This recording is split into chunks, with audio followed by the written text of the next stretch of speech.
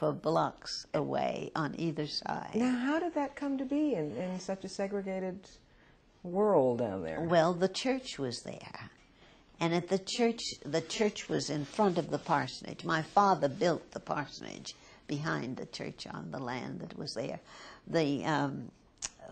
All of the ministers at that church had been white. The congregations had been white. And now these people, there were 2 or 3 of them, I guess, left in the congregation when Papa went there. But then after that, it became all African American. And they walked, or they came on buggies, or however they came to church. And it became, he was the first black pastor. But being a Presbyterian, you see, they had no segregation at all in the Presbyterian churches. And this was, I would say this was about 1910, somewhere in the early part of the 20th century. At most, we got to play with children about 3 blocks away.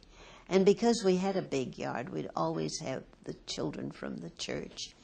Would either be after the church school in the morning or some other time. But we got to go about 8 blocks away to play with friends who were members of the church. So you played.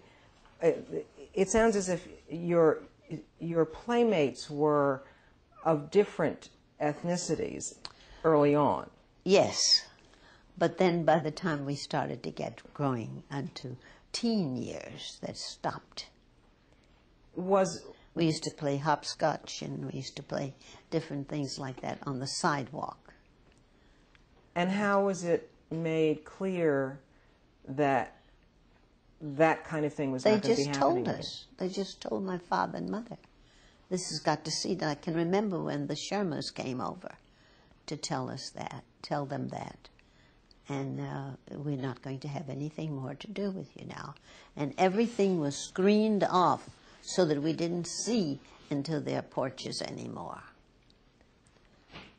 And in the Jantz residence, they had a high fence, and they laced that fence with white cloth so that you couldn't see inside the fence.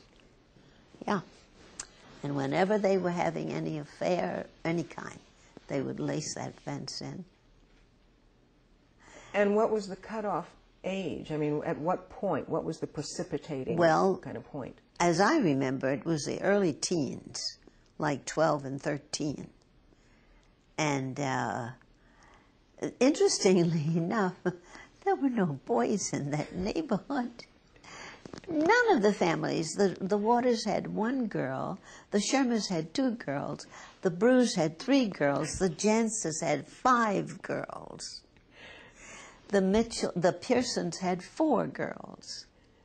Until the family that came in about 2 doors down the street, they had 2 boys. Until then, the Webbers didn't have any children. I can remember those people.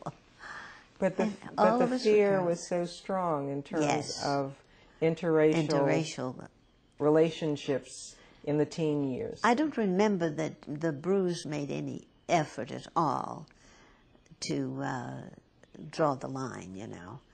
But it just became a practice. You don't do this anymore.